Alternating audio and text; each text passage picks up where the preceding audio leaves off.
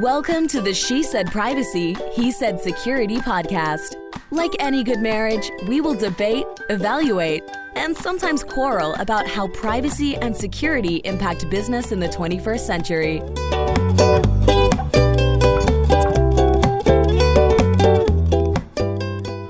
Hi, Jody Daniels here. I'm the founder and CEO of Red Clover Advisors, a certified women's privacy consultancy. I'm a privacy consultant and certified informational privacy professional providing practical privacy advice to overwhelmed companies.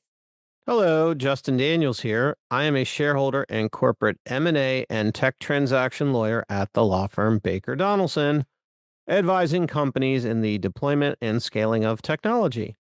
Since data is critical to every transaction, I help clients make informed business decisions while managing data privacy and cybersecurity risk, and when needed, I lead the legal cyber data breach response brigade. And this episode is brought to you by Boop. Red Clover Advisors. We help companies to comply with data privacy laws and establish customer trust so that they can grow and nurture integrity. We work with companies in a variety of fields, including technology, e-commerce, professional services, and digital media. In short, we use data privacy to transform the way companies do business. Together, we're creating a future where there's greater trust between companies and consumers. To learn more and to check out our best-selling book, Data Reimagined, Building Trust One Bite at a Time, visit redcloveradvisors.com. Well, hello. What's up? It's lunchtime. I think someone over here needs some lunch. Indeed. As soon as we're done broadcasting, I'm going to get lunch. All right, so go in the energy reserve, do some yoga stretches, and make it through. Today, we have Amanda Moore, who is a seasoned leader with extensive experience in privacy strategy, technology, and operations. She currently serves as the Senior Director of Privacy at DIRECTV, where she oversees the company's privacy program with respect to technology and operations. Prior to her role, she held pivotal positions at CVS Health and AT&T, leading technical and business teams. Well, Amanda, we are so excited that you are here with us today. Thanks for having me. So, Amanda, can you share with us a little bit about your career journey and how you got to where you are today? It started off on a really strong foot. I graduated with a degree in economics during the Great Recession. So no one was hiring. No one wanted to hire me. But I ended up taking a contracting job, working through a contracting agency, and took a job as an administrative assistant. I was really bad at that. I didn't know that I was supposed to say that my boss was not available as opposed to just not there. It was a mess. So I was bad at that, but I weaseled my way into technical documentation, documenting disaster recovery processes, which got me in the door with IT. And then I was able to, pivot that into support analyst role and eventually a product manager, which I loved. I love technology. And I was really good at writing requirements and understanding what technically needed to be done, but putting that in plain English so developers could develop on it and business teams could understand it. So that was my first introduction to privacy as a privacy product manager. I took a hiatus, joined another company, and then came back to DIRECTV, running their operations and technology here at DIRECTV. And it has been great. I love privacy because it's always changing. It's always something new every day. There's it seems like a patchwork, thousands of laws on the books. And so it's a fun space to be in. Because there's a new headline and there's a new problem to solve. And we definitely have a lot of problems to solve and a lot of headlines. So I am glad that you like privacy, because I think for people who want black and white and consistent, privacy is probably not going to be the best spot. And I love how you enjoy technology and privacy operations, which is one of my favorite topics. So I'm so excited for us to kind of dig in to that conversation today. What would you say might be some effective ways that privacy technology can enhance efficiency without disrupting business operations? So the first thing I like to do is map out the business process, really understand like what the business is doing today. Um, because maybe it's a small change that we can make in the back end and not disrupt it at all. Right. So maybe they are, reading a disclosure when they make a sale. Um, and all we have to do is add a opt in on the back end. So I think it's important to meet the business where they are, understand the process so you can make light touch recommendations. Um, having been on the other side in the business, there's nothing worse than like someone coming in saying, this isn't okay. You can't do this. So I think mapping out the business process is really the key to not disrupt business operations. It makes a lot of sense. And by doing that, you might also be helping in your data inventory requirements. It's like a 2 for 1. Exactly. Exactly. All about being efficient right there. I love efficiency because, having my education in economics, I really was energized by labor economics, efficiency. And so I think that's what kind of spurred my interest in technology because I'm like, why are we doing it this way? Um, this is so inefficient. And so, that it has helped me in my career by adding value and doing good work, but, sometimes didn't go over like I would like. I'll just add that I think in privacy, you kind of have to be that kid that always says, why? Yeah. It's worked out for privacy. Works. Sure. Very Yeah. helpful. Why? So, with a wide range of privacy tools available, what factors help determine the best fit for an organization's needs? There are a lot of great tools out there. And I think about it like going to the mall and buying jeans, right? So the tools just solve a problem. The jeans just cover your bum.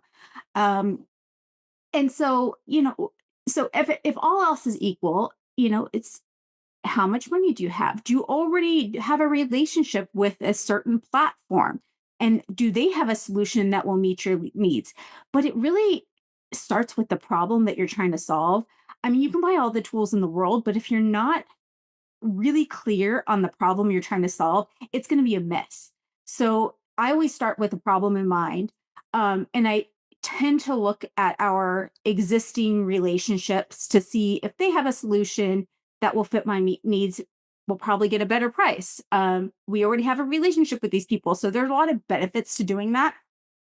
However, I am not afraid to branch out if there is a specialty need and a specialty problem that I'm trying to solve. But I always recommend, is sometimes if all else is equal, it comes down to price. It comes down to the customer service. So there's a variety of factors with so many tools that I weigh. Um, I tend to stick with the platforms we already have a relationship with, just because it'll be a easier implementation this far along in the journey. So, as companies are trying to figure out, should I have technology or should I not? I think when I talk to companies, a lot of times they think the technology is just going to poof, magically get implemented, and it's going to just do whatever privacy compliance that they think they need to have. And I'm smiling. If you were watching this video, you would know that, and that doesn't quite work that way. Privacy technology is here to help. In some places, it can automate. In some places, it is a requirement to have. But there's a lot of parts and steps to making privacy technology actually work. And Amanda, you hit on, well, what are the business goals? So, can you share a little bit about how you think people can help have this conversation internally about, I have this privacy technology, I'm trying to figure out this business process and how they can make the two pieces actually work well together? I, I think really understanding and partnering, like building strong partnerships, have proven invaluable. It helps, just from a relationship, working relationship, but then it also builds your reputation. So other they have their own little network and will talk to other leaders that may need our help. Or I get all kinds of requests like, hey, we can do, privacy helped us do this. Maybe they can help you do what you're trying to solve. So um I think that having strong partnerships and really building of yes but, so maybe it's yes you can do that but you also need to do this, or rather than no, that's not okay from a privacy and compliance perspective, that's a violation. I think there are ways to frame it where it's more positive and you get a better response. So I have found just building those strong partnerships with the business, um, it is pays back in dividends. And those partnerships from a business standpoint aren't just IT who might help or legal, but also it might be a marketing function or a product function or a customer support function, like the actual business teams performing whatever it is that the company is actually doing. Yeah, I had strong partnerships with marketing, and you know now we help marketing turn things around faster by making sure all of the consents are right, and then they can launch a campaign. Um, and so then privacy is a that it tends to be kind of more like a cost center. It doesn't make any money, but then you get to spin the story of privacy is helping the bottom line. Privacy is helping the business grow, and that's a good story to tell to leadership. Yeah, that's a great story to tell. I really want everyone to hear that again, which is that privacy doesn't have to be a cost center. When done right and with the right conversations and education and partnership and tools and process, privacy can 100,000% be an enabler of the company And it absolutely is. I mean, if done right. if done right. Yes. Which takes time also. It's not just a, super easy 1, 2, 3 kind of thing. It's not magic. Doesn't happen overnight. Is not magic.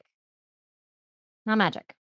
So, what common challenges arise when encouraging internal teams to adopt privacy technology, and what strategies help them overcome them? So, if there's low adoption, I have found that the cause is usually an awareness issue, awareness of process, awareness of tools. Um, so, I've done roadshows in the past. I've worked with the comms team to send out company wide communications. Um, but like what's most effective is like building your reputation within the organization. So people aren't afraid. Sometimes privacy gets a bad rap because they're the no people. And especially if you're in the legal department. Like you guys, you're the no people, the people that are gonna like really crush my dreams. And I'm not a dream crusher. So I think reputation, but roadshows, getting out there, making people aware of the tools, the process, and making it easy. So there's there's a couple approaches to simple things like PIAs, right? We all do PIAs, but what you need to know to like what's the bare minimum you need to know to assess the privacy risk, on the surface? Is there personal information involved? Is there sensitive personal information involved? Are you sharing this? If the answer is no to all of those and they're just doing a project, they don't they shouldn't have to fill out a super long assessment because they're really, they're clear from a privacy perspective. So we make it easy on the teams to comply. So you capture the bare minimum and make it easy to comply. And then they're probably more likely to start adopting it. I think, Amanda, what one of the pieces I hear you saying is we're thinking of the business first and have them, they're our customer in this conversation. So, what is going to make it easiest and simplest for the business to help you, the privacy team, the organization comply and do what we need to? But we flipped from privacy first, no first, let me understand, then approve to help me hear what it is that you're doing. Let me make it as simple as possible. Then my little risk flags will go up and then we'll have the conversation. But I've built a really good partnership. I've helped educate you along the way so that we can get to not being the no people, but being with the, well, here's how we have to do whatever it is that your dream is. Right. Exactly. Now, when people are implementing technology, you know, it's probably good to measure how effective it is and how useful it is in the organization. And there's different kinds of technology. So, how you might measure cookies and consent might be different than how you measure for PIAs or data subject requests, right? Different technology is serving different purposes. What are your thoughts on effective ways, or maybe you have a few favorite metrics that you think people could be using in their programs? There's always the DSAR, like volumes, handle time, consent rates. I don't know how much value that provides and what that exactly says. Um, to my personal opinion, not the opinion of my company. So, what I think really moves the needle is how you can measure program privacy program maturity with the use of technology. So for example, like I love the CICA privacy maturity model because it's simple. And then we can measure each domain on, okay, so we deployed this thing, this piece of technology.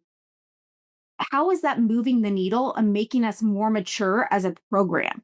So I am a big fan of measuring the program's success in its use with technology and measuring each domain independently versus like the typical DSAR handle time, consent rates, because that doesn't say anything except like customer behavior, right? That doesn't tell you anything about how well your program is doing. So I use that framework, the CICA framework, because it's easy. It's easy to understand, easy to measure against. Big fan.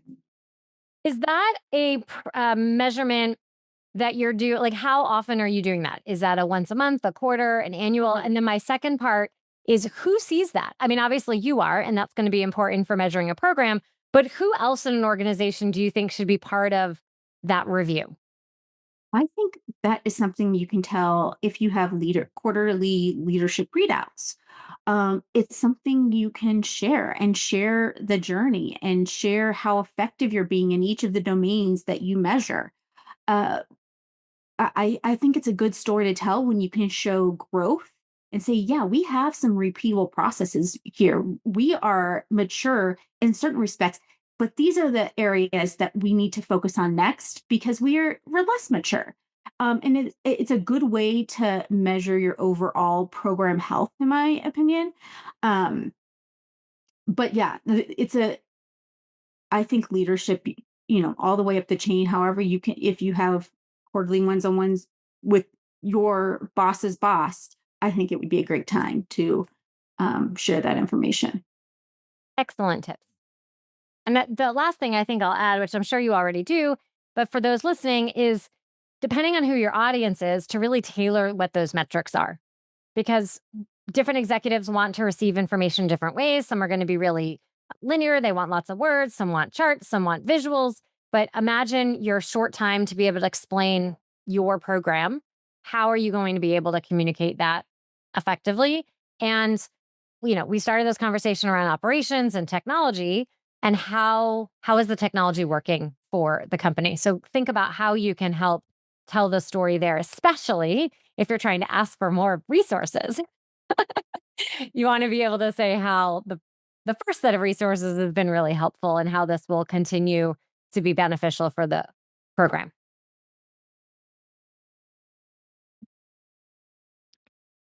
So we always like to inquire your opinion on, do you have a favorite personal privacy or security tip that our audience should be thinking about?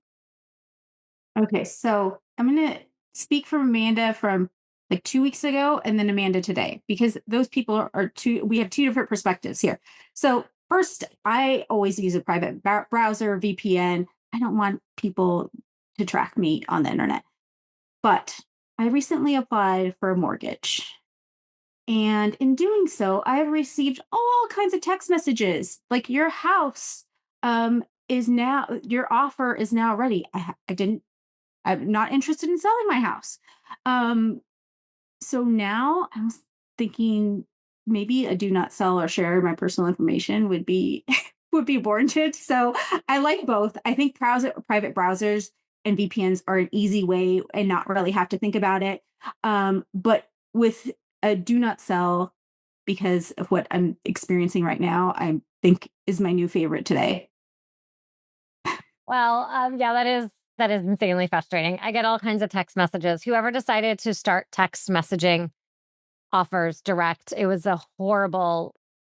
I'm just so curious to know what the success rate is on them because I haven't met a single person who is happy. Right? Yeah, I don't understand. I have a lot of blocking, delete, report as A junk. lot of report as junk. Yes, I don't know if it works, but I love the block on a phone. Ooh, so much fun. Okay, maybe that was a little too much. All right, so Amanda, I know you have some really cool favorite activities when you are not doing this privacy thing. Well, right now it's skiing. So I live in Utah and we have probably 6 months of ski season. So winter, early spring is definitely skiing. Do it a couple times a week. I also love to travel. My husband and I usually plan a trip in the summer and fall to kind of break up the non-ski season. Um, and dabble in photography, volunteer. So I have interests that consume my summer months, but skiing is definitely a thing in the winter, like all the time. Do you have a favorite destination that you've been to or is on your wish list? Bhutan. Bhutan is the most magical place I've ever been. I love Bhutan. All And right. see, that's my favorite. Thank you. Thank you for sharing. And if people would like to connect with you, where should they go? You can find me on LinkedIn. It's just Amanda Wayne is my profile. It's probably Amanda Wayne Moore. So find me on LinkedIn, connect with me, say hi. Amazing. Share your favorite destination. Well, Amanda, we're I'll take all so the travel. glad that you joined us today to talk all things privacy operations and technology and really cool travel destinations. So thank you. Thank you, Jody. Thank you, Justin. Thanks for listening to the She Said Privacy, He Said Security podcast. If you haven't already, be sure to click subscribe to get future episodes and check us out on LinkedIn. See you next time.